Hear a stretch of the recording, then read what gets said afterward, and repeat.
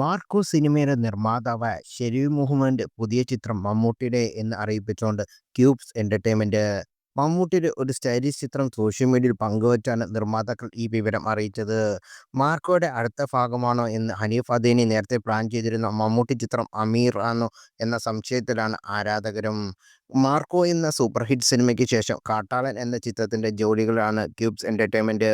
ഇപ്പോഴിതാ അതിന്റെ എല്ലാം ഇടയ്ക്ക് അടുത്ത ചിത്രം മമ്മൂട്ടി നായകനാക്കി ഒരുക്കാനാണെന്നാണ് പ്രഖ്യാപനം.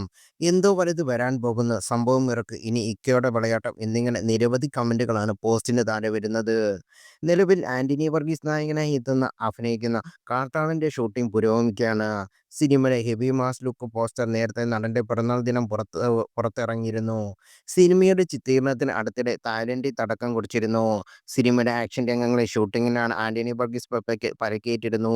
സിനിമയിലെ സംഭാഷണം ഒരുക്കുന്ന ശ്രദ്ധേയനായ എഴുത്തുകാരൻ ഉണ്ണി ആറാണ്.